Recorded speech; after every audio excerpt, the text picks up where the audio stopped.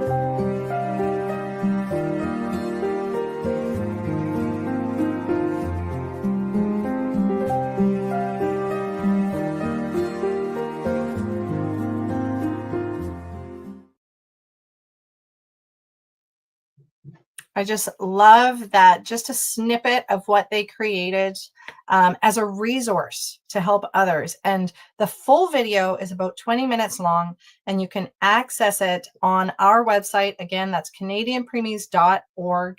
And if you just search kangaroo care, it'll come up along with an article about the importance of kangaroo care, and it is free for you to use in your hospital. Now, today we're going to be talking about a new national initiative where skin to skin will actually be measured as an intervention alongside some of the more familiar and wider accepted interventions. We're going to hear more about that in a minute when I introduce our guest for today. But first, all kinds of reasons are given for delaying skin to skin in NICUs. But some of these barriers, are they real or are they perceived? Take a look at this video that was created by IWK Health.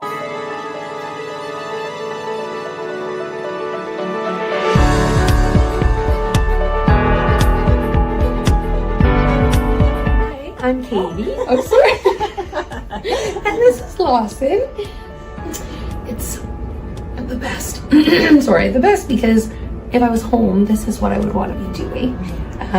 Laying lots of time like this, and when he's spending a lot of time in the incubator, you just want to be close to your baby. So the fact that we can still do that and still have his treatments going is wonderful.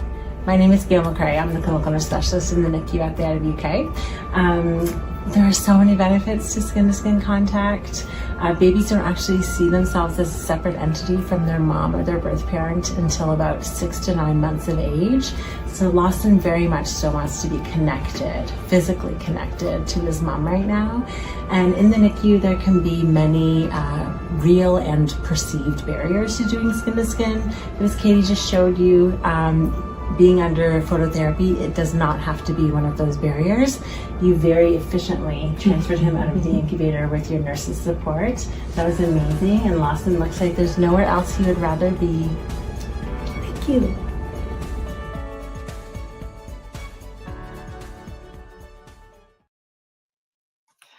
Thank you to IWK Health and St. Boniface for creating these amazing videos and for advocating for this very important intervention. We are so proud of the champions across the country who are helping move this conversation forward.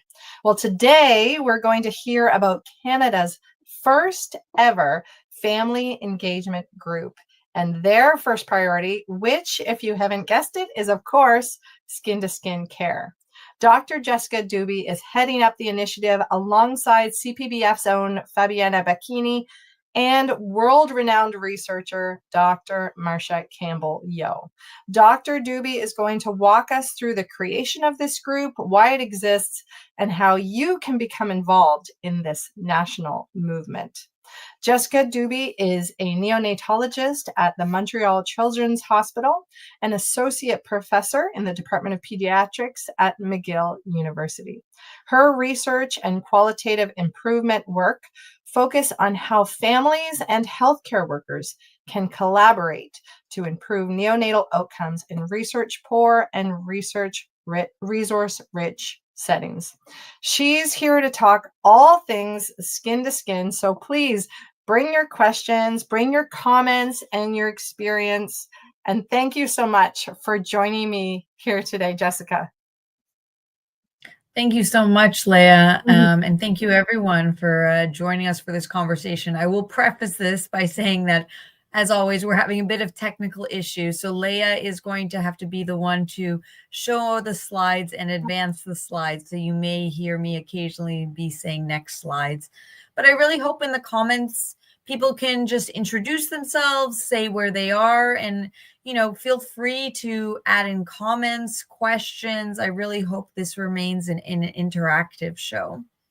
Leah, I will, there we go. So as Leah said, we're going to be talking about the first ever Canadian family engagement group, and then we'll get into why is skin to skin care our first priority. So I don't have any conflicts of interest to disclose, and I'm so honored. You'll be seeing a few of our families here, as well as families across Canadian NICUs holding their baby close, and all of these families have given us permission to use their photos.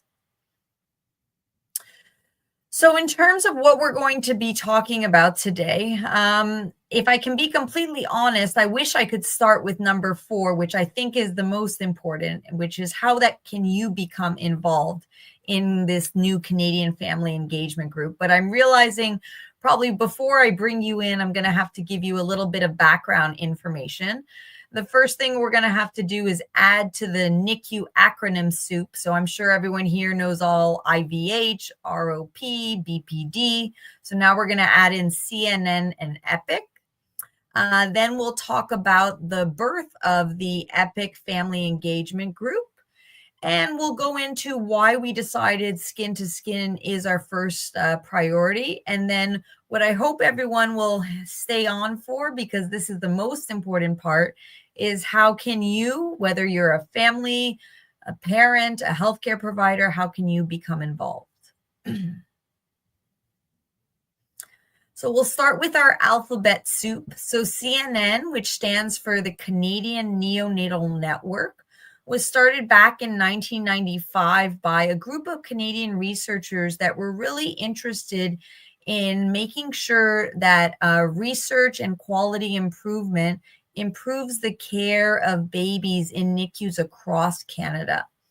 They do a lot of different things. Their 2 main big roles is they create a database of all the babies in level 3 NICUs across Canada, and that's more than 30 NICUs. All of the data is anonymized, and they report on sort of the practices, so things like how many babies are intubated, as well as the outcomes, so things like survival and all of the alphabet soup acronyms that we all know. And actually, if you go to the QR code that I've put on the right-hand side, you can go to their website, and every year they report all of these outcomes for NICUs across Canada.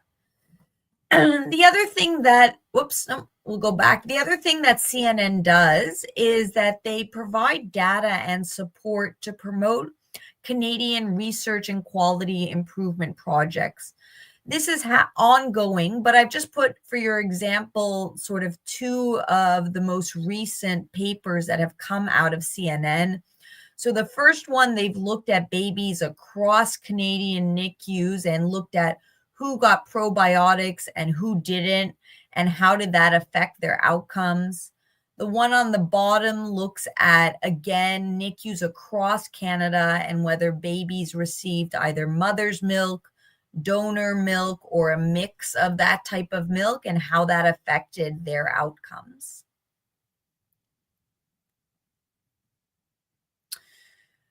So as I mentioned, one of the other mandates for CNN is not only research, but also to improve quality improvement. And so they've created a program called Evidence-Based Practice for Improving Quality, or EPIC, that works specifically on quality improvement, which is taking the evidence that we know is already true and trying to actually implement it into the NICUs. And I think what's great about this is what EPIC does is it highlights NICUs that are doing things well. So exactly like Leah showed at the beginning, how IWK and St. Boniface are really implementing skin to skin well, as well as allowing NICUs that need to improve their practices learn from those NICUs that are doing things successful, and to have this sort of cross collaboration across the country so that we can improve the quality of care of all babies, regardless of what NICU they are in Canada. So EPIC does a lot of different things. They do education around quality improvement. That's through workshops and online lectures. They also publish best practice guidelines for different topics, like how do you avoid BPD or bronchopulmonary dysplasia. And then every year they have an annual conference where families and healthcare providers attend to learn more about different quality improvement initiatives. And as you can imagine, quality improvement is quite the big mountain or umbrella to tackle. And so what EPIC has done is they've created these subgroups. And you can see most of the subgroups relate to one body part. And before 2025, there wasn't any sort of subgroup that spoke specifically to family engagement, although families were welcome to participate in all of the subgroups that you see listed here. And again, the QR code on the side of this slide will take you directly to the EPIC website for those that are interested.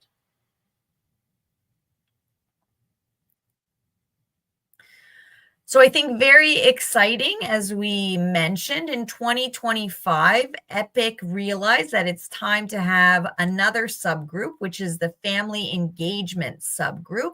And this has really been a long time coming. At the EPIC annual conferences in 2023 and 2024, actually the Canadian Premature Babies Foundation hosted workshops about quality improvement related to family engagement and identifying priorities for family engagement across Canada. And CNN, which you'll remember is the Canadian Neonatal Network, has started to show an interest in actually collecting data from NICUs about family engagement. So not just data on all of the medical outcomes. And as Leah mentioned at the beginning, I'm very honored to be one of the co-chairs of this new national family engagement group, but I by no means can do this alone. As you all know, Fabiana, who is the executive director of the Canadian Premature Babies Foundation, is one of the other co-chairs. And then we're also joined by Marcia, who is a neonatal nurse practitioner and professor of pediatrics at Dalhousie University with significant many years of quality improvement and research work as it relates to family engagement. So what's the purpose of this family engagement subgroup? So, our mission really is to advance family engagement as essential for neonatal care in every NICU in Canada. And we want to do this through partnership, research, QI, advocacy to really create a culture where families and healthcare providers work together to optimize outcomes for PREMs and other critically ill infants. And we've identified 3 core values for this national group. The first one being collaboration, which is again, to ensure that the families and the healthcare providers are working together for the same goal. The other is empowerment, and this is really to provide equitable opportunity for meaningful engagement for families in the NICU, and this might look different for different families. And the last one is to ensure that anything that we are promoting as family engagement is based in research or quality improvement initiatives. So, as I'm sure all of you know, family engagement in the NICU is quite a big topic. And the question was, where do we start as a new group? If you recall, as I mentioned, there had been workshops in 2023 and 2024 to identify family engagement priorities across Canada. And really 4 were identified. One was bedside participation, which is how families can do anything from diaper changing to administering medications to facilitating families to actually be at the bedside. We also, and this was sort of coming off of COVID, talked about the importance of prioritizing presence policies. So ensuring that the structure, the culture, and any protocols within every NICU recognize that parents are not visitors in the NICU, and to ensure that they are able to be present and to facilitate that presence. The third priority that was recognized was really getting a better sense of how we can capitalize on the expertise of parent partners within the culture of NICUs across Canada. And the final one, which I'll explain why we decided to choose, was all about kangaroo care or skin-to-skin care. So why did we decide to focus on skin-to-skin care? So we're going to go through each of these boxes, but just to kind of put it all together. So the first thing, as I mentioned, was it was identified as an important priority during the EPIC annual conference in 2023 and 2024. The second is that we have already strong evidence that it improves neonatal outcomes. The third, which I'll explain a bit more, is that skin-to-skin care is kind of low-hanging fruit for us to start off as a new group. The fourth, and I'll also go into this more, is that skin-to-skin care is really ripe and ready for doing quality improvement initiatives. And so when we put all those things together, we realized that skin-to-skin care was really an ideal priority as a new group for us to focus and establish our structure and procedures as the family engagement group.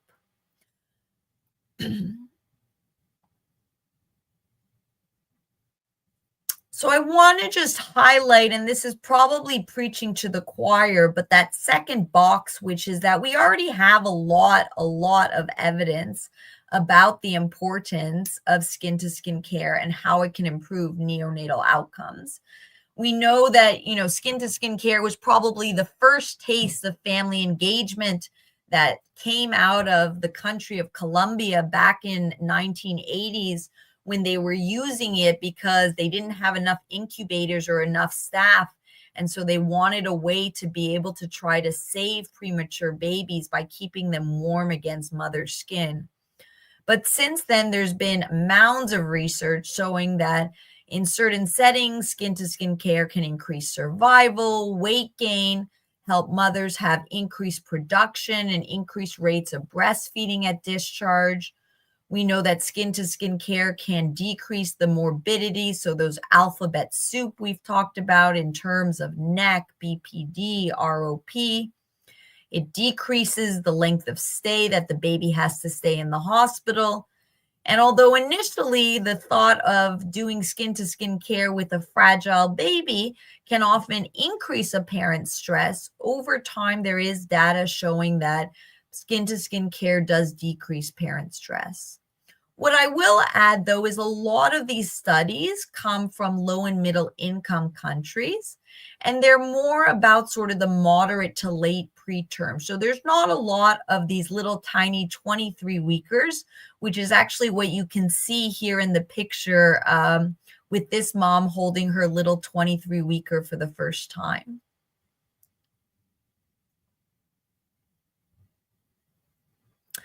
I think what's exciting is that there is still evidence emerging. So skin-to-skin care is not something where the research book is closed. There is ongoing research that's happening in high-resource countries, especially about these tiny babies that we don't have a lot of research on. So the first, in the upper left-hand corner, you can see this is a trial that's looking at for very preterm babies, so this less than 28 weekers, can they do skin-to-skin care right in the delivery room as opposed to being whisked right away to the NICU to get, respiratory support and umbilical lines? The middle one is actually done by our co-chair, Marcia, which is looking at whether skin-to-skin care can help reduce the pain of simple procedures like blood draws. And then the last one on the bottom is looking at whether skin-to-skin care in those first 72 hours can have any effect on intraventricular hemorrhage, again, for these really, really tiny babies. So there's a lot that we're still learning and that our family engagement group hopes that we're able to share with the larger Canadian community. So if we go back to our 4 boxes that explain why we decided to focus on skin-to-skin care, We already talked about it's a priority that was identified. We just went over how we already have good evidence and ongoing evidence that it improves neonatal outcomes. And now I want to talk a little bit about what I mean by this low-hanging fruit. So when I say low-hanging fruit, I mean that it's really aligning with all these other organizations within Canada and the world. So the Canadian Neonatal Network, as I sort of briefly discussed earlier, is now interested in collecting data as it relates to family engagement. And the first part of family engagement that they're going to collect data on is about skin-to-skin care, because right now they collect no data on that. So they're going to start in 2025 collecting data on the number of days that a baby receives skin-to-skin care throughout their hospitalization, and how long it takes for the baby to receive their first skin-to-skin care. So by getting that data, then we're going to be able to use it in our family engagement group to know which NICUs across Canada are having successful implementation and which NICUs across Canada can learn from those other NICUs. The second box there is talking about the Canadian Pediatric Society, which is basically a group that comes out with guidelines for Canadian pediatricians. And they just last year came out with their latest position statement on skin-to-skin care, basically saying it should happen as early and as often as possible. And finally, the World Health Organization just 2 years ago came out with their global recommendations that all newborns weighing less than 2,000 grams should be provided, again, early and continuous kangaroo mother care as often and as frequent as possible. And then, so we've talked about, again, why it's a priority, how there's evidence, and how it's low-hanging fruit in that it aligns with everything else that's going on in Canada. But remember, this falls under EPIC. It falls under quality improvement. So why is skin-to-skin care ready for quality improvement in Canada? So back in November, we called around 6 various NICUs of varying sizes, varying parts of the country. And we said, today, we want you to go around to your NICU, count all the babies in your NICU, and then count all the babies within your NICU that received skin-to-skin care that day. And I think we were all disappointed by what we saw. You can see even the best NICU, NICU number 5, only had about 55% of the babies in their entire NICU who on that day received skin-to-skin care.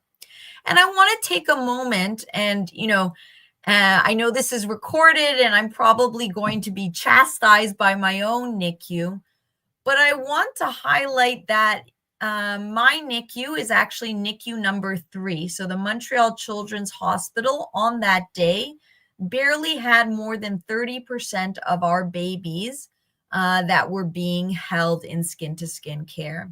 And the reason I want to highlight this is because sometimes, at least even for me, we can all get a little discouraged by seeing the videos from IWK and St. Boniface and hearing all the wonderful things that are happening for skin-to-skin care. And then we go back to our own NICU and think, oh my goodness, how are we ever going to do things like that? And so I just want to point out that even somebody with a NICU that only has 33% of babies being held every day can still become the co-chair of the National Family Engagement Group, because I and my unit are committed to quality improvement, and we're okay and ready to say that we have a ways to go, and we're ready to do that with the rest of the country. I wanted to share this one piece of our research that actually, again, highlights why Canada still needs quality improvement as it relates to skin care. So this paper comes out of British Columbia. They went to 11 NICUs across British Columbia, and they interviewed healthcare providers throughout these NICUs. And these were anything from even the janitor or the clerk at the NICUs, all the way to the medical director, the head neonatologist at the NICUs. And they really wanted to find the barriers and the enablers for skin care, because we all know it's what we should be doing, but we don't always do it. So what's letting us do skin care, and what's stopping us from doing skin care? And they identified 4 areas that can either be a barrier to doing skin care or can actually facilitate and enable us to promote skin care. One was the physical environment.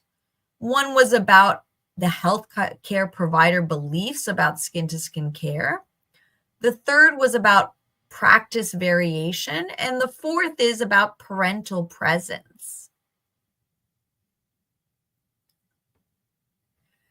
And so what I've done is, I know this is a lot of words, but I've taken 4 quotes from these interviews that I think really highlight some of the struggles and even successes that many of us have in our own NICUs, but oftentimes aren't able to articulate or are even scared to articulate. So the first one in the my upper left, that's in blue, it comes from a bedside nurse. And she said, sometimes there's more cords, or you're trying to get mom on your schedule. It's like, I have 2 other babies to see. I have to feed them now at this time. I'm sorry, I can get you tucked in now and set up in skin care. Otherwise, I will be in the middle of something else.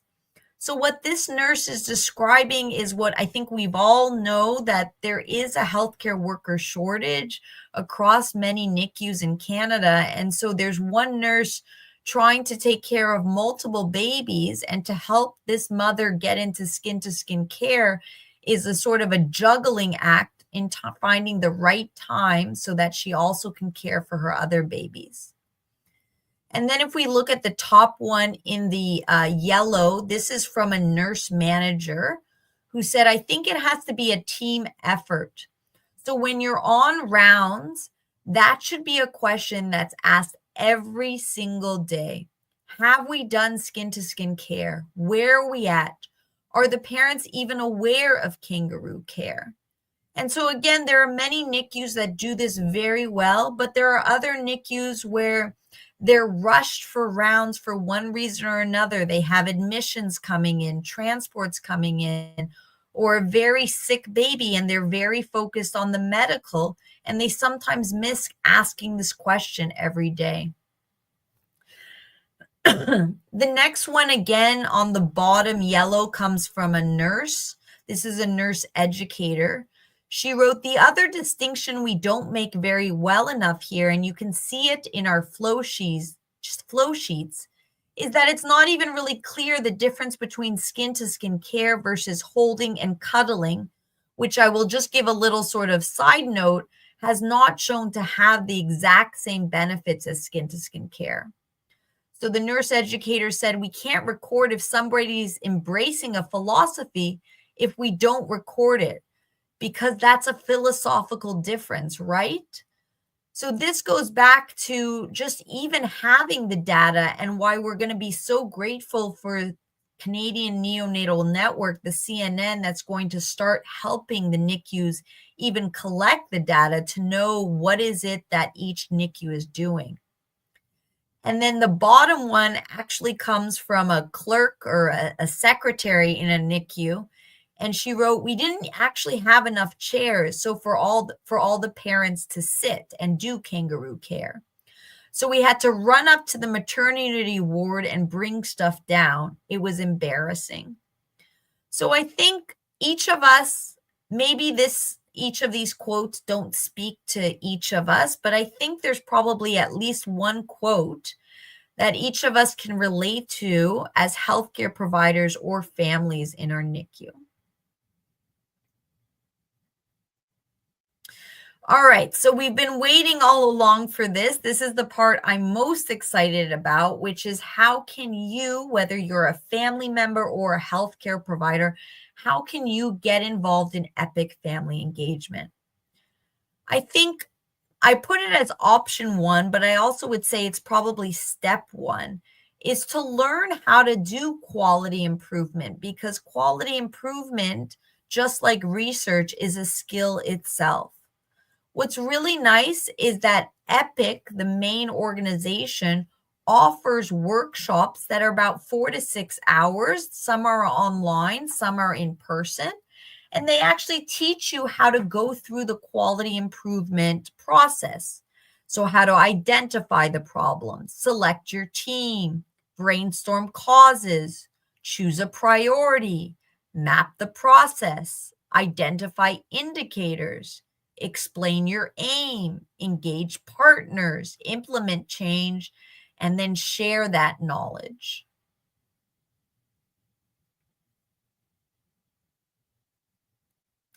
So if that's something that you're interested in learning, and again, this is quality improvement that can help you with skin to skin and family engagement, but also quality improvement that can help you for many other topics within the NICU.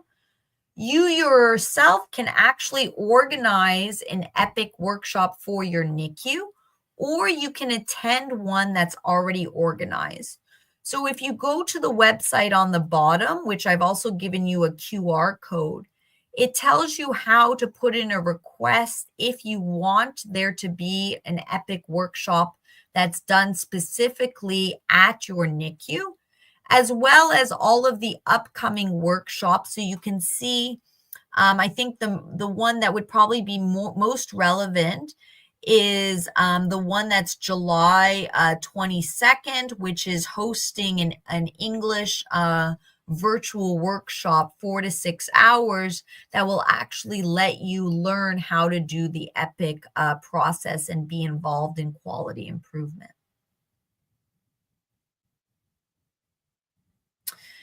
But whether you do the EPIC workshop or not, we want you to be part of our EPIC family engagement group. And really, all are welcome. Anything from anybody that works in a NICU to anybody that has or had a baby in the NICU or some relative that was in a NICU. We want as many and as all different types of people to join our group. We've already had our first virtual meeting. Our next one is going to be Wednesday, May 28th at 1 o'clock Eastern time. So that's the time that's in like Toronto and Montreal.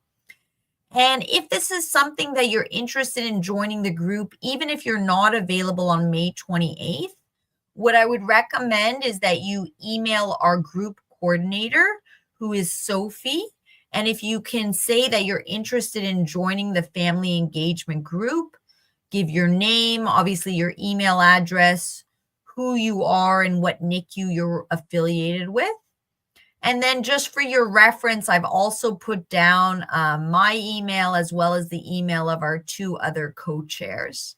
And I think we can even maybe, Leah, put Sophie's email in the comment box, or feel free to email that out other ways to, in case people can't get it off the slides right away.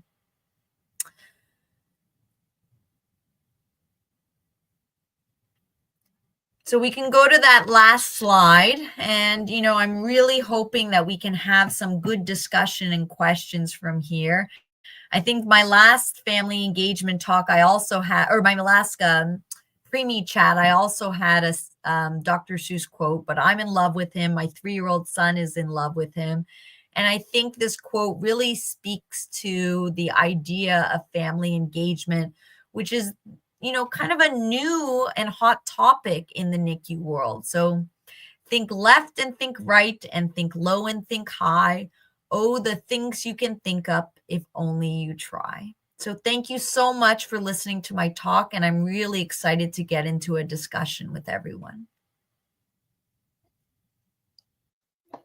Thank you so much for that. I did put Sophie's email address in the comments, so if anyone wants to reach out that is there and available. We do have a question that's come through from Sandy. And so she said, oh, she's becoming a NICU nurse. And her question is, if the baby is doing peritoneal dialysis, can the baby do kangaroo care? So first of all, congratulations, Sandy. I'm getting a little echo, but hopefully nobody else is. But congratulations, Sandy, on becoming a NICU nurse. We definitely need more of them. I think there's probably two answers to your question. The real world answer and then the theoretical answer. So the real world answer, which I think the IWK video at the beginning is trying to, I guess, break down, but the real world answer is going to be dependent on the NICU that you work in, and the culture and support that is there for a baby with peritoneal dialysis. The theoretical answer is that as long as the drain is well secured, there shouldn't be any reason that a baby with peritoneal dialysis isn't able to do skin to skin in the traditional way, where they're naked on a parent's chest with just the diaper. I will give the caveat that there are sort of modified types of skin care that some NICUs have introduced when they are not yet comfortable to do the traditional method of skin care for babies with complex either diagnoses or different technology. The caveat being that we don't really have a lot of evidence on these modified versions. So maybe where, you know, the mother or the father or any parent is holding the baby in the bed. I can't imagine that this is harmful, but we don't know if it's as beneficial in terms of outcomes as the traditional form of skin to skin care. So to summarize, I think yes, but what's more important in the real world is what your NICU is. Speaking of research, you had talked about how there's not a ton of research for those smaller babies, because that kind of, we know there's a mountain of research for those late preterm babies, let's say, but maybe not so much for the early prems. And so just wondering, you had read those statements and recommendations by the Canadian Pediatric Society, I believe, and from the World Health Organization. So what are they basing that on? Do we have enough that we can say that, or what are your thoughts on that? Right. So the guidelines from the WHO and the Canadian Pediatric Society, they don't get into the nitty-gritty of gestational age, but almost all of the evidence that they pull is exactly based on those moderate or late preterm. And actually, the vast majority of the evidence is coming from low and middle income countries. I think what's sort of the hot topic right now is there had been a push to avoid skin care in the first few hours for the extremely premature babies in order to keep them midline as a thought to avoid intraventricular hemorrhage. The issue with that is that it was part of a larger bundle of other practices to prevent intraventricular hemorrhage. And actually, the Brain Health Group in EPIC is going to be revising their guidelines such that skin-to-skin care is no longer discouraged in the first 72 hours, even for those prems if it's able to be done within the NICU. I'm happy to hear that. As someone who just personally, I don't know all the research, but I strongly believe that, working alongside families and what the anecdotal evidence has shown is that this is something that is beneficial. And I'm excited for more and especially for Canada to lead the way on this early preterm research. I think we have such champions across the country in NICUs who are ready to just delve into this amazing topic alongside your family engagement group. I did have a question though about our level 3s. So as people watching may or may not know, we have different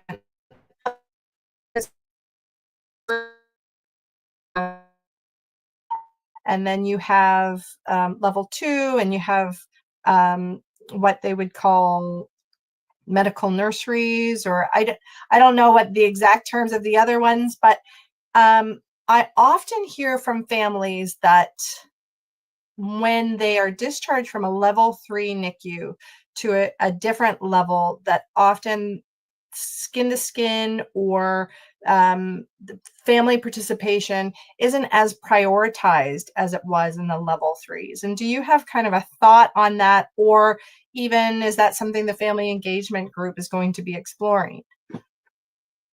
Yeah, I think it's a little challenging. So the Canadian Neonatal Network right now only collects data from the level 3 NICUs. That being said, EPIC, which is where our group falls under, can have things that apply to level 2s, medical nurseries, and level 3s. And again, that's why I'm really encouraging participation from everybody, because right now we're mostly represented by families and healthcare providers from level 3s. And I don't have a reason. I don't have a reason based on research to explain why you're hearing anecdotally that there is a difference in family engagement when you go from level 3 to level 2 or medical nurseries. The only thing that I can say is if you search for family engagement, that term, across articles, it's actually a relatively new concept in neonatology. And so oftentimes what happens is anything that's quote unquote new usually starts in the more academic higher level NICUs and then will eventually trickle down to the level 2 medical nursery NICUs. And I think that's what our hope is.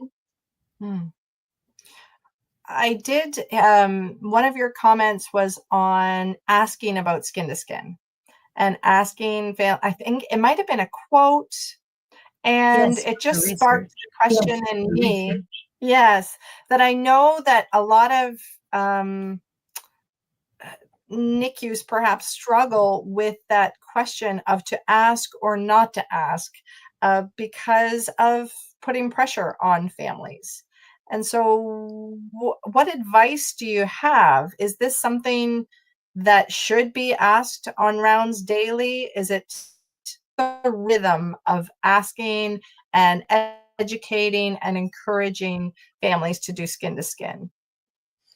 I think that's a really good point. I think in general, family engagement, there's this tension between supporting the family and ensuring that we're not adding to their burden, their stress of having their baby in the NICU, but also involving the families because we know that's best for the baby's outcomes.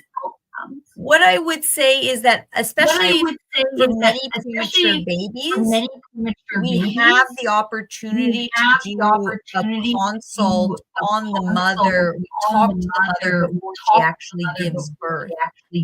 And oftentimes those meetings, those consults are, about all the terrible things that could or could not happen to your premature baby after they're born. But I think what we're hoping as part of our best practices is there is evidence that if you start the conversation about skin to skin early, so even before the baby is born, when you're meeting that mother for the first time, and you talk about it as if it's no different than any other medical procedure that we're doing, whether it's lavage feeds or IV or CPAP, it becomes then part of the medical practice. I'm not sure if that helps to answer your question. I think that was an awesome answer. And I think too, it again shows where we're going with this as, priorities are set out and NICUs are participating. And even that evidence-based practice of the earlier to start those discussions, I think that's an awesome answer. So thank you. Is there anything you want to add today as we wrap up that we haven't talked about that you want people who are watching to know? I don't actually know who is watching, but I do want to acknowledge the bedside providers, nurses, the respiratory therapists, or anybody else that actually does and assists the family with the transfer and ensuring that the baby and the parent are both comfortable and stable during skin care, because theoretically it sounds easy, and why isn't every baby always being held? But speaking to the providers that are on the ground, me as a doctor, I'm not doing it. It's easy for me to say, but it's a lot of resources as well as a lot of, I would say, emotional resources, because the nurses, the respiratory therapists, they just like the rest of us want to do what's best for the baby, and they are always scared if they're discharging something during the transfer. So I want to give a shout out to all of the bedside providers that are actually the ones on the ground helping the families with skin to skin care. I so appreciate that because, I remember the nurse for us. I mean, it was 12 years ago, but I will never forget her name or her face of the nurse who offered the opportunity for me to do skin to skin with my Tessa for the first time. And so it truly is a gift for both babies and families. And you're right. It takes a team. It takes the buy-in. And it takes work, and even acknowledging that emotional cost is tremendous, because I think, sometimes as families, we are so invested emotionally that we don't always perceive the emotional cost that it also is for our healthcare providers who put their hearts into their work every day. So thank you. And thank you, everyone, for joining us for this episode of the Preemie Chats. If you missed any part of it or you want to rewatch some of it, you can find this episode and all past episodes on our YouTube channel and website, canadianpreemies.org. And remember, while you're there, you'll want to explore all the many resources that we offer and have for families to help them on their journey. As a charitable organization, CPBF relies on the generous support of people like you. Your donations allow us to continue empowering families of premature babies every step of the way. Together, we can create a brighter future for all preemies and their families.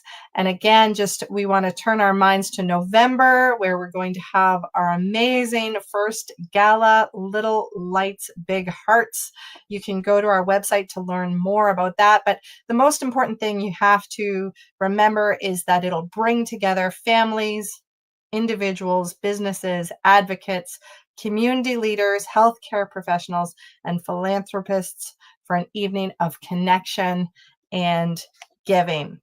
Thank you for being a part of this community. We're going to be back next Friday at 1 p.m. Eastern for another live episode. But today we're going to end a little differently. You may have heard, we've been all over social media about our new initiative called the Sweat Sheet. And so I'm going to finish off this Friday afternoon with a video that shows it's just an innovative idea on how to keep families connected when families can't be there 24/7. The Sweat Sheet is a labor of love, and it can make such a difference in the lives of Canadian preemie families. So please take a look and consider donating to purchase a sweat sheet for a family.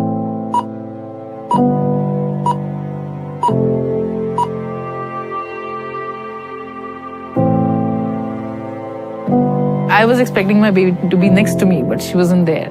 So that was difficult. It's a roller coaster of emotions without her.